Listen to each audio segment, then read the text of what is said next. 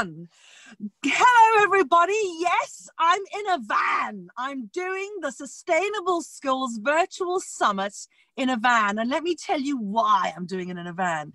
We've driven up to Scotland. Yes, it's icy cold here at the moment. And we've been very, very lucky. We are filming at Fordell Firs, which is the headquarters of Scouts in Scotland. So they've allowed us kindly to film there's a lovely big canteen area, and we are filming an incredible biologist called Joanna McFarlane, and we're filming the Wild Planet Explorers Juniors program. But today I have a very, very interesting speaker with me, and her name is Anna Turns, and she is not only an environmental journalist, she has something interesting to tell you all about what she's been up to. So Anna, introduce yourself and let's rock and roll. Hi everybody, so my name's Anna. I'm originally a biologist and I have worked in the media for 20 years, and my main passion is communicating stories about the environment to other people and making people realise what's going on, but also focusing on the solutions, and that's where the magic happens. And children are a massive, massive part of that. And I think often they can tell their parents quite a lot as well. And I was recently involved in my own campaign in Devon called Plastic Clever Salcombe, which I set up with my daughter, who was 6 at the time. After seeing so much plastic on our local beaches, we felt like we had to do something positive in our local community, and we raised awareness about the use of single-use plastic. We changed the way businesses were being run, and there was a massive shift in awareness. We did a lot of work in local schools around the estuary. We did lots of paddleboarding and picking up rubbish as we were paddleboarding around the water, around the creeks. And really it was about empowering that younger generation to have a voice and to speak up about the need to make change now. So it's not about waiting for the children to grow up and be politicians and make changes. It's about speeding things up and making us adults realize there isn't time to waste, and that we need to act now. So that was really a big thing for us as a family, and had huge ripple effects around our local town and around our local patch of Devon, and really made businesses and teachers and community leaders really think about the waste that we have. And I think plastic also is a very tangible starting point.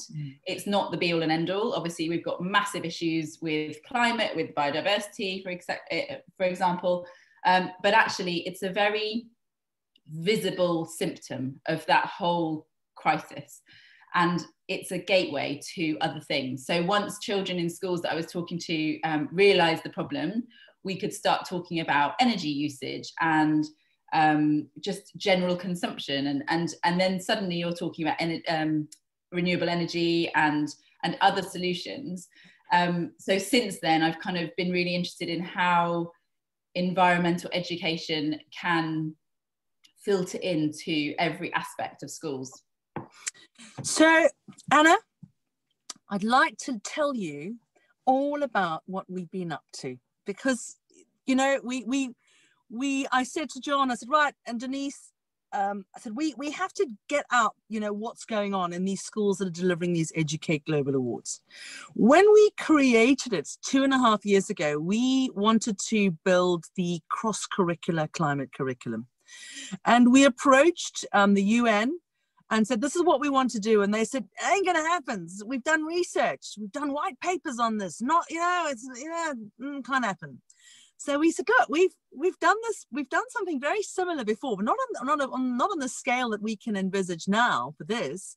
But we created a handwriting scheme, but we realized very quickly that you needed to upskill the literacy teachers. You had to upskill them to be certified handwriting specialist teachers and give them the most incredible training that has never ever been available to them before.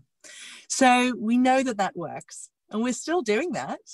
We're a social entrepreneurship. So all of the profits from Start B handwriting goes into launching Educate Global, keeps Educate Global going. I mean, we run at a loss with Educate Global. My husband doesn't like it, so we won't talk too much about that.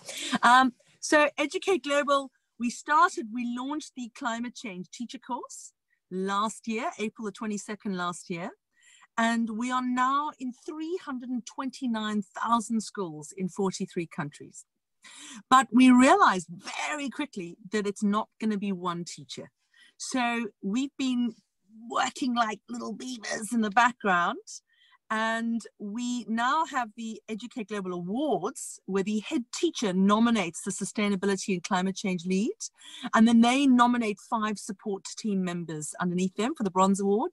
When they move up to silver, they're not allowed to move up to silver unless they've done the carbon footprint buster challenge throughout the school. So we integrate this understanding, like you say, challenge 1, get every single child to go home and change their energy provider.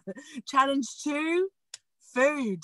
Challenge 3, there's 11 challenges, and I'm going to give you access to the carbon footprint buster challenge. It was created with a lady called Lisa Pugh and ourselves, and John went down and filmed her in Devon, and the light was right. It was as if the angels were coming through the forest, and she glows and she tells everybody, this is what we're going to do.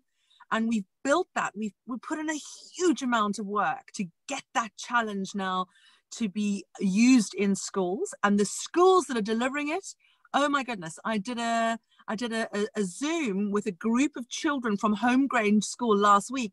They were militant. I couldn't believe it. I was like, what are you talking about? You know, just do the challenges. And they were like, no, we need monitors by the food waste bins, and we need awards for Ian. And I was like, okay, kids. But that's where we're going. And now next week, on the 30th or 31st of November, we launched the very first carbon literacy specialist teacher training. Yeah. And that is certified by Manchester University. One school is going to have 60 certified carbon literacy specialist teachers. So we have schools now in the queue.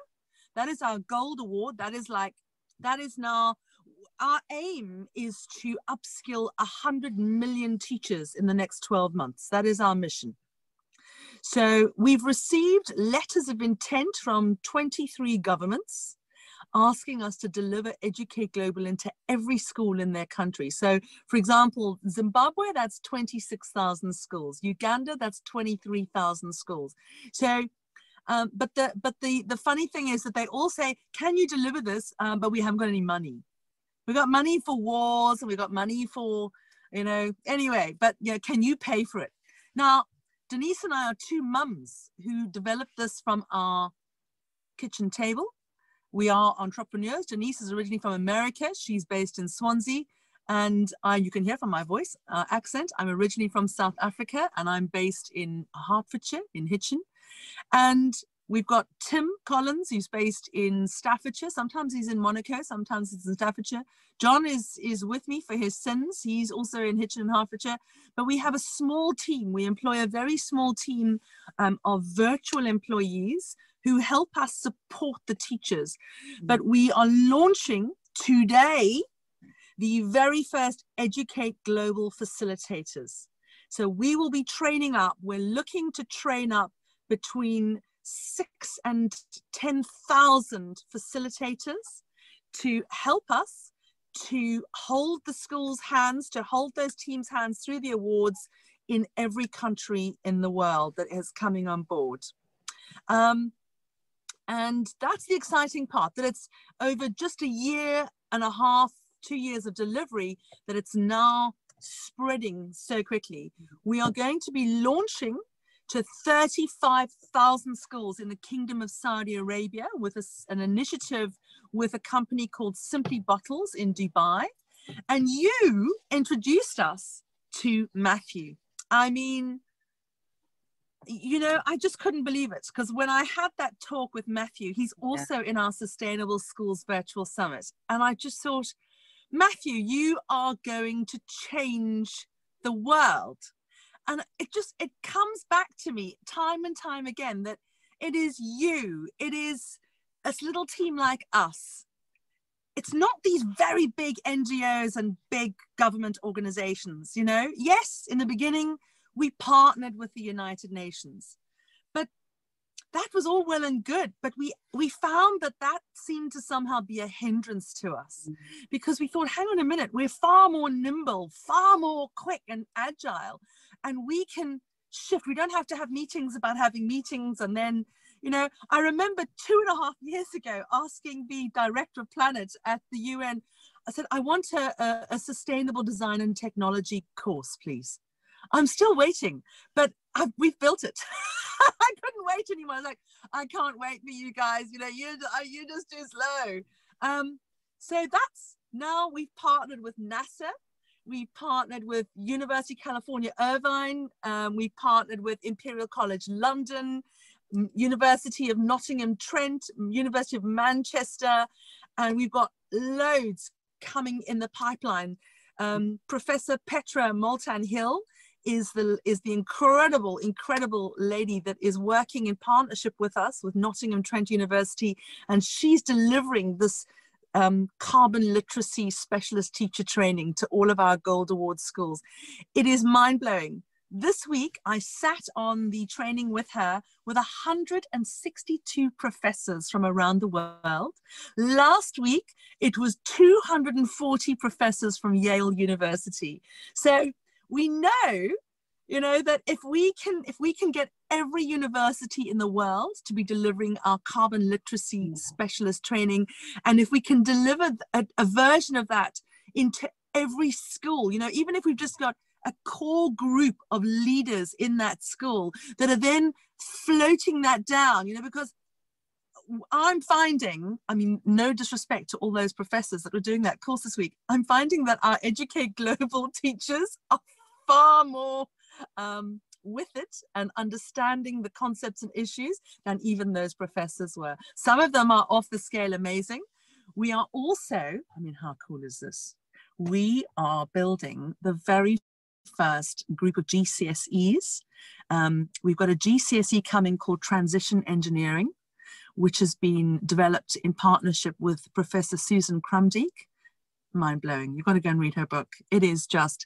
And we are building a GCSE with Graham Boyd, which is called Rebuild Economics. And we're going to be building a GCSE in permaculture and biodiversity, and another GCSE as an introduction to international environmental law. So we need to build this into our programs. And we also deliver mini climate readers to children as young as 3. So we're very, very lucky that we've had a core group of head teachers, professors, specialists in this field around the world come in and say, do you know what? We love what you're doing. My specialism is this. Can we do this? And we've said, yeah, bring it on. Let's go, you know.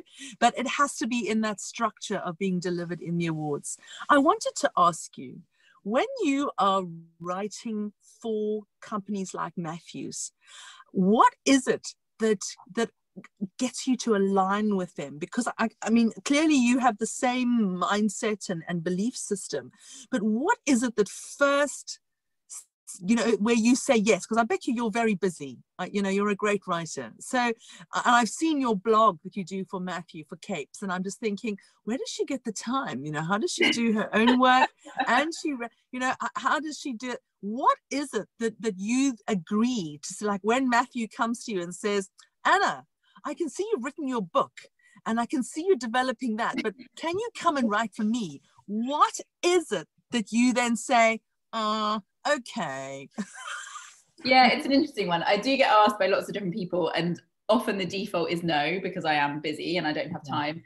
And sometimes something really captures my imagination. And when I feel excited about something, that's when I want to write and tell other people about it and kind of increase the awareness about something.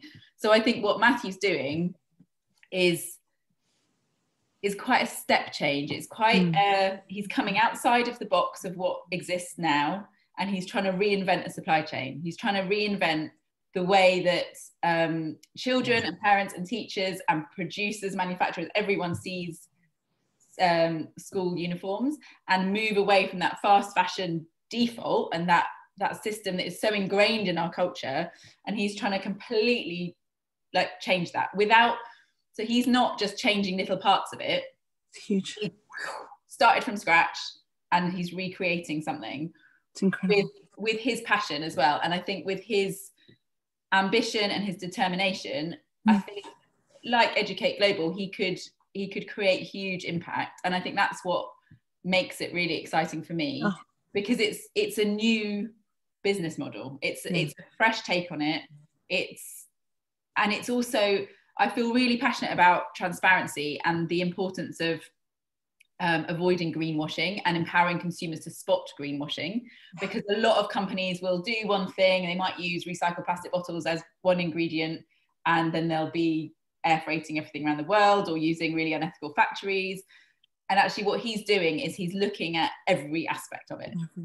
He's not saying I'm perfect, but he's trying his best to literally put all of the different cogs together to create a streamlined system that is sustainable, but it's not just saying it's sustainable, it's ethical, it's a circular economy. It's kind of, he's thinking about how to reuse resources, how to have closed loop systems, and how to upcycle, how to reuse the school uniforms when children grow out of them, which they do so often, and how to then re-input those materials once they can't be worn again into his system. And it's very, very clever.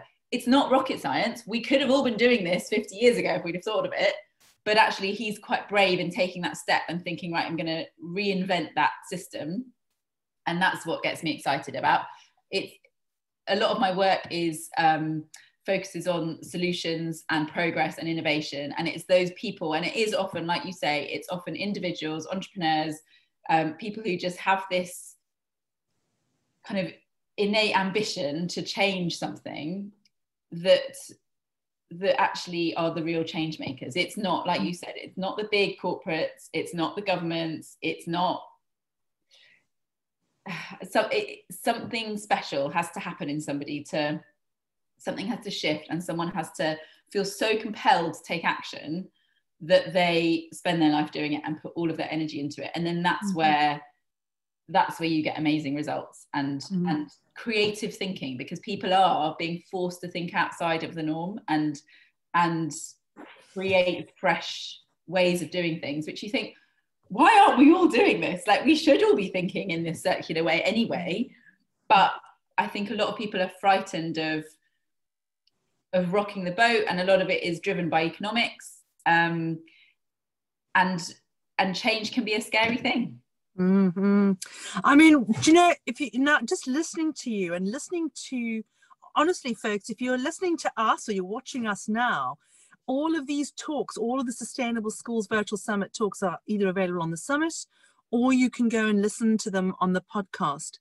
When you listen to Matthew, you suddenly realize that if I now compare what he's doing and the way that you describe it, that is transition engineering.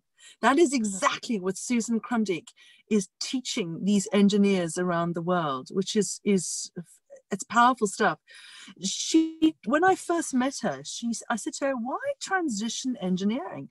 And she said, well, just over 100 years ago, there was a really bad fire in a factory in America. And she said, and a lot of young girls, seamstresses, lost their lives because the building caught on fire and they couldn't get out of the building.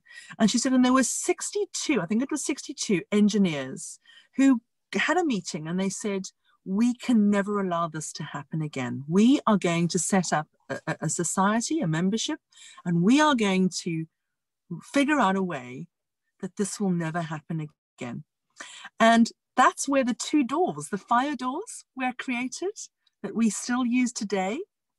And the interesting thing was that then Philadelphia then spoke to the insurance companies in Philadelphia spoke to their factories and said, we are not insuring you unless you go and figure out what's happening in New York. Because in New York, they're not dying. They don't have deaths. They don't have, we're not paying out all this money in insurance. So you go and figure out, we don't know what it is, but you go and find out what's happening there. So this is transition engineering. And it can be used in absolutely anything. I was listening to a talk. I was part of a Zoom meeting the other day with the ambassador for St. Lucia. And I could have torn my own hair out and ripped my clothes because, you know, I asked in the chat, I said, what is the process now of employing transition engineers to transition you away from a tourist economy? She went mad. She said, she started shouting about, you can't ban tourism. And she was going off on a tangent about bananas. And I thought, hang on a minute. Every single county council, every region, every country, every business, every industry is going to have to employ a transition engineer, or else they will be gone. You will no longer be in power. You won't be the ambassador of St. Lucia or wherever you are if you do not employ somebody that has studied this and is smart enough to transition you into another way to survive. So it's not about bananas. It's not about tourism. Yes, keep tourism. If you listen to Susan's talk, Susan Crumdick, she talks about how New Zealand has lost billions in the tourist industry, and how they are now looking at the benefit of it. They're thinking, oh, hang on a minute, we're spending all this money on supporting roads and infrastructure for people that don't even live here, and they foul our roads, they foul our towns, they don't respect. Actually, no, we don't want those couple of million visitors. We'll allow maybe 1 million, but they've got to pay. They've got to pay to come to our country, and they've got to work. If they want to come and see New Zealand, they better start planting trees or getting involved in a project. Very interesting concept. So they're saying, you know, the money that we're spending when we go out to other countries around the world, we don't have to spend that money elsewhere. We can spend that here, you know? So I would say that ecotourism done well is really vital, though. Like in certain places, when it's done properly and it's supporting communities, and it's done in a way that is helping enable national parks to exist, all those kind of things, is actually really vital. But I think travellers, tourists, have a responsibility to find the trips and the destinations that are going to leave a positive impact, rather than, as you say, leave somewhere in a worse off situation. Absolutely. Anna, I want to ask you, your book, I want to know all about your book, and when is it coming out, and what's happening with it, and why you wrote it. So it's not coming out until January 2022. So I'm currently in the process of writing it, but it's all about toxic chemicals and the things we use in our homes on a daily basis, how they impact our health and how they impact the environment, and joining up all of those dots. So I'm a scientist, I'm a biologist, so I'm not coming at it from a hippie perspective of we need to detox everything and we need to live without everything and just like live in a bubble, because that's not reality. We need some synthetic things, we do need chemicals in everything is a chemical, even water is a chemical. We need these things in our life, but there are certain things that we use that might get washed down the plug hole, and we might not realize are having an impact down the nearby river or when they reach the ocean, for example. And I think a lot of people are busy and we don't necessarily see the bigger picture. So my job is to shine a bit of a light on how these things interact and how marine wildlife is impacted by PCBs, for example, or how some chemicals contain endocrine disruptors that are impacting us and our fertility and all of those things. So it's not scaremongering, it's more empowering consumers to read the labels better and understand what to look for, and think about how to just reduce our toxic load without kind of going to extremes of getting really stressed about cutting everything out, but just kind of thinking quite rationally about, do I really need to use 10 different beauty products in the morning? Like, could I streamline things? Could I simplify things? Fewer ingredients, a lower body burden, all of those things, and then less waste as well, it's having a knock-on effect. So it's really exciting for me, because I can really use my scientific background to bring in all the actual up-to-date research, look at the innovations, look at the exciting things that some people are doing to solve these problems, and present that in a way that people can kind of dip into. They might want to check out their bathroom cabinet one day, or the cupboard under the kitchen sink, and just go, right, okay, let's have a look at what's in here and decode it and sort it out. So that's my project at the moment. So I'm doing that on top of my normal work, and I need to finish writing it by next summer, and then it will be out in just over a year's time. So what we'll do is, when it is ready, we'd love to have another follow-on talk with you, if you'd allow us. And that one, maybe we could come through and you could show us, you know, we could just look at a kitchen, just go, let's have a look. This is what's in the book. Let's go through that. Let's do a detox of this kitchen. Let's do, you know.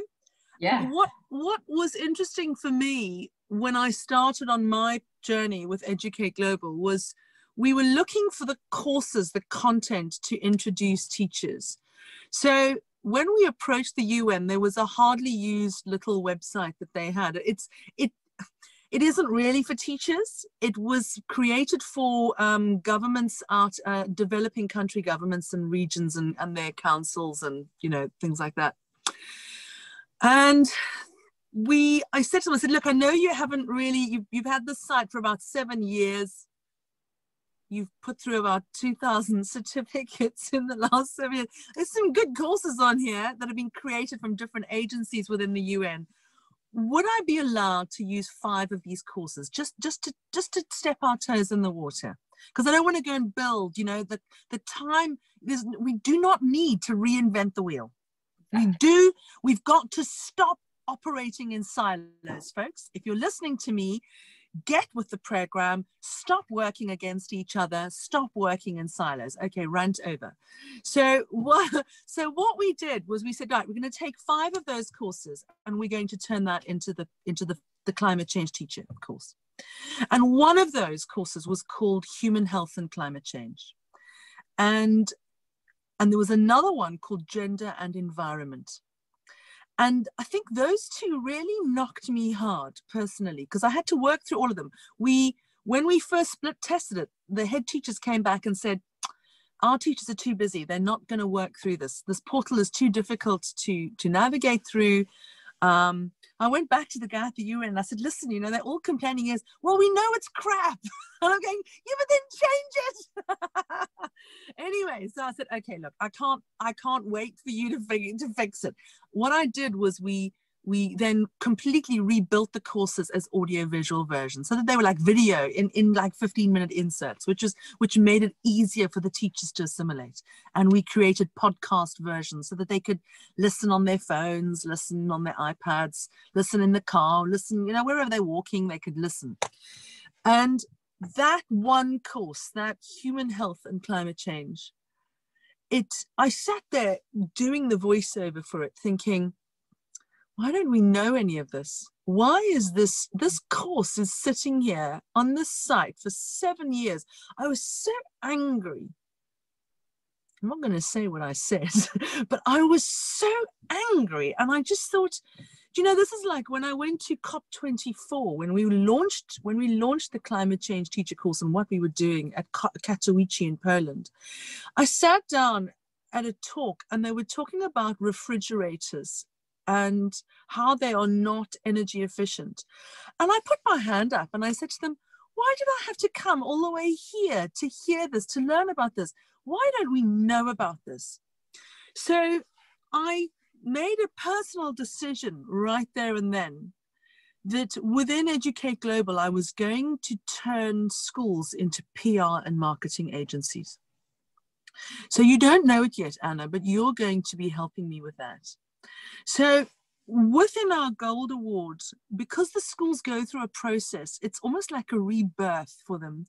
You can't go to a school and say, okay, you're now going to teach a fully cross-curricular climate curriculum. They'll just You know, they'll give you a good smack on the head and say, get out of here. You know, the head teacher will go, what? but the school starts very simplistically. They do the Bronze Award. You introduce them to these concepts, 5 courses for your sustainability and climate change lead, 2 for your support team members, and then they deliver. It's mandatory to deliver the carbon footprint buster challenge, because that then gets the whole team on side and the pupils, and they go, okay, we can incorporate this into the curriculum. Then you move up to the Silver Award, and the Silver Award is a little bit harder because you've got that one main team, but you've now got a team in every year group. In every, like, if you're a primary school, that's early years, Key Stage 1, Key Stage 2, secondary school, Key Stage 3, Key Stage 4.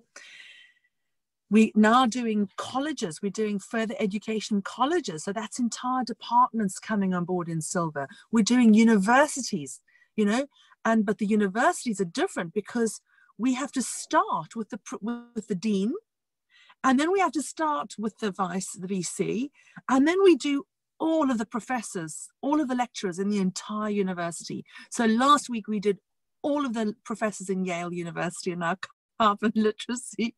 So, you know, they're certified. And we've got 162 professors working their way through the course this week. So this is, you know, the different structures work differently. But in schools, when you start shifting up, there's a mindset change that is incredible to see. We have a school, it's one of our talks in the Sustainable Schools Virtual Summit, is a lady called Claire Robinson. She's the head teacher of Homegrange School.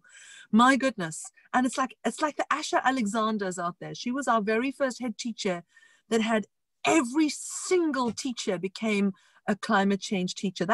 She changed everything for us, because we were still thinking small. Now I've changed my mantra now. It's, if you go big or go home.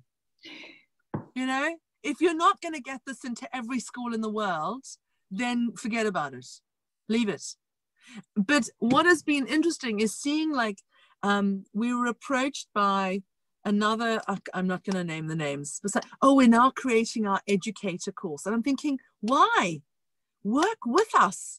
Let's go and do something new. Don't go and reinvent we've done it. It's old hat, you know? And then it falls. And then we found that the minute you have to pay a teacher to do your course, then you know that your course is not hitting the mark. You need schools to want to engage. They need to feel empowered. They have to learn something. So it's like when your book comes out, it has to go with every single design and technology teacher, every science teacher, every chemistry teacher, every biology teacher, every geography teacher has got to be teaching from your book and saying, look at this, let's go and look at where these chemicals are found. Where are they mined? Where are these items coming from? What are the processes? Which country? How are we affecting the rest of the planet? What are we doing here that is impacting globally? We don't think, you see, we think, oh, well, I'm living my little life here. I've got my paper towels. I've got my mobile. Oh, my new apple's got to come this week, you know. That one will just go in landfill. I mean, come on, everybody. You know, there's chemicals inside here. There's precious metals. Do you know there's more gold?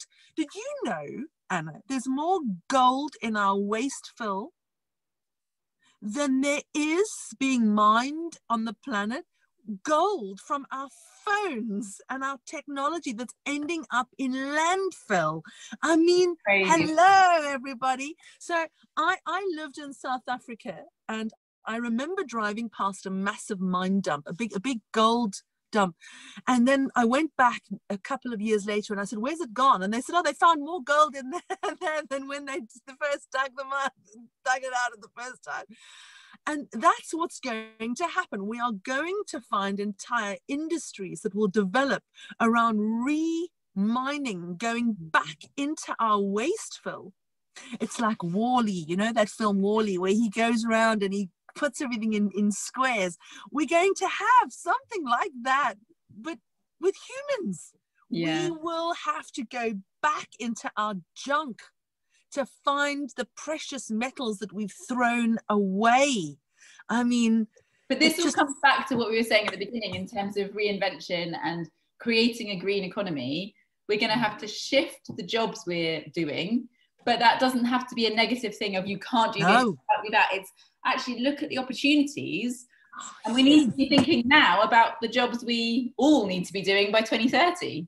I tell you what, Anna, we've been looking at, my husband said this week, he said, Melly, what's going to happen? We were offered, there's in the United Kingdom, there's a scheme called the Kickstart scheme.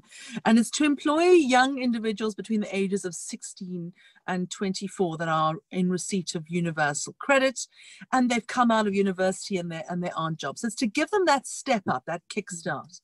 And I was speaking to Jamie Agomba from the Students' Union. And I said to him, what's the deal with this? And he said, well, you need to, you know, they've got to work for you 24 hours a week. And it's like £8 an hour. And I said to him, but Jamie, that's 160, 100, that's not a lot of money every week. I said, that's not a living wage. And he said, well, you know, we're asking that the employers that do take them on, give them a living wage.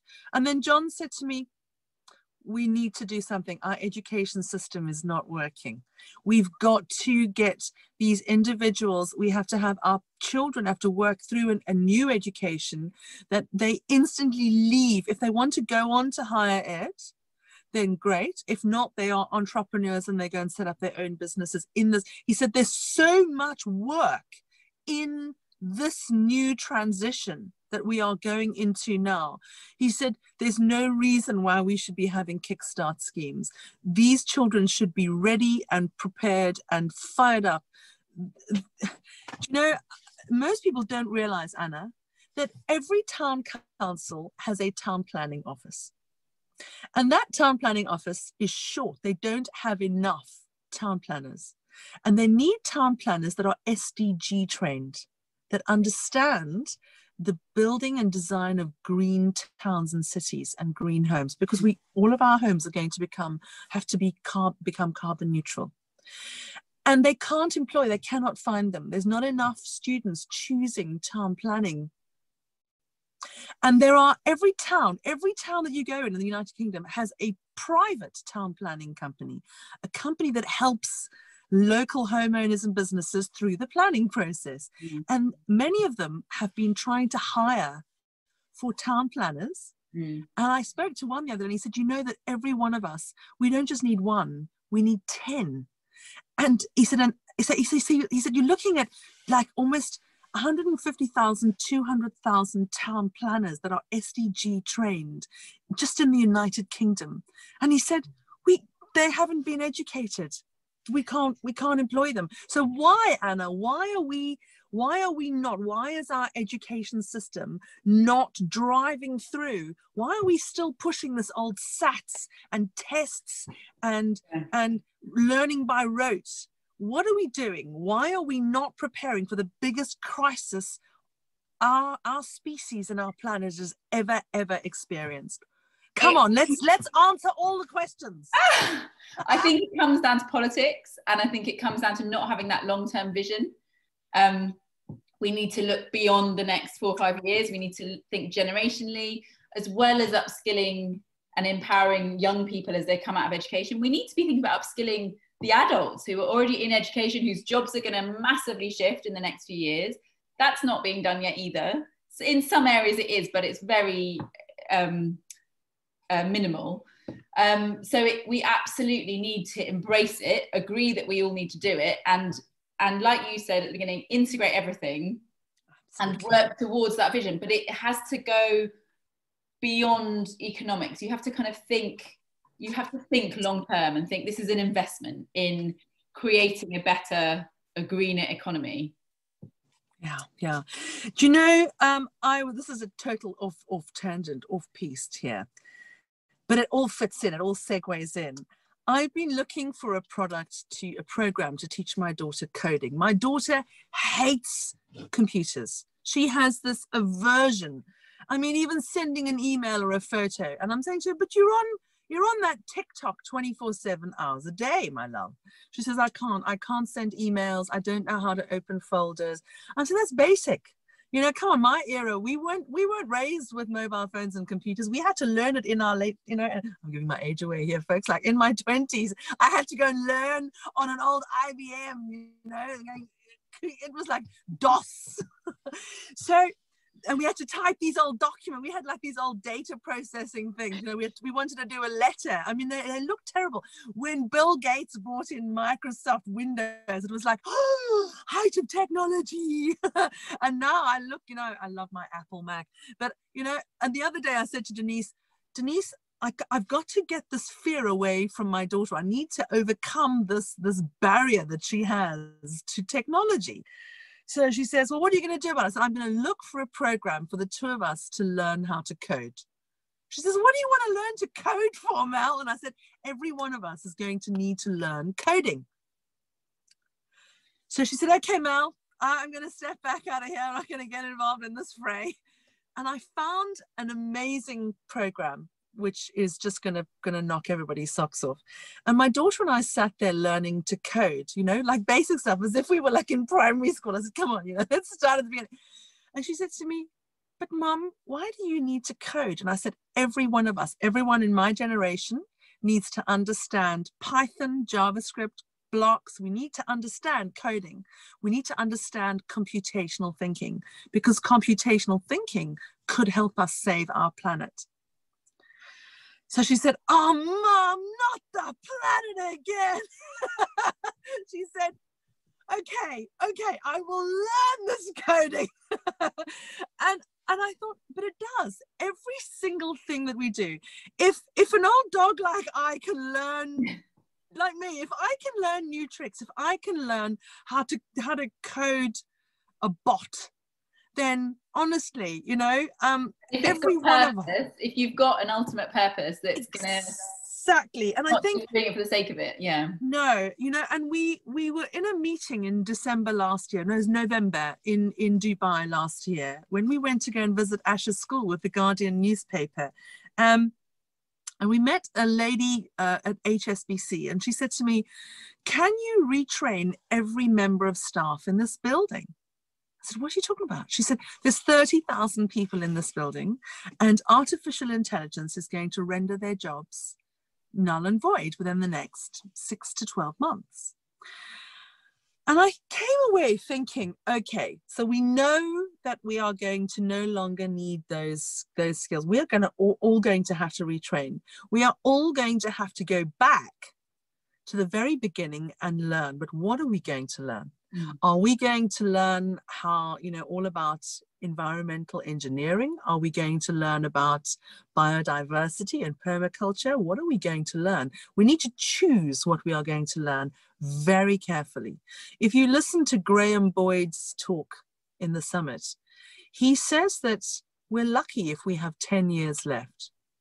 10 years we have left to turn this monstrosity, this runaway train that we are on around. 10 years. So we're all going to have to get off the train and put our feet on the side so that we can stop that train. And that's the way we're going to do it. And the way is through education. And it's not just Zena from, there was a talk with Scope, it's in one of the talks on that. She said, oh, the children will fix it. And I said, no, I don't agree with you. You, me, every adult that has caused this, we are going to have to roll our sleeves up and say, sorry, kids, I feel really strongly about this, because I think a lot of pressure is put on children to be the next generation and give us hope, and it's not their responsibility. It is not their fault. It's us. It's down to us to change it now, while we're in power, while we're the decision makers, while we're the people spending the money. And I think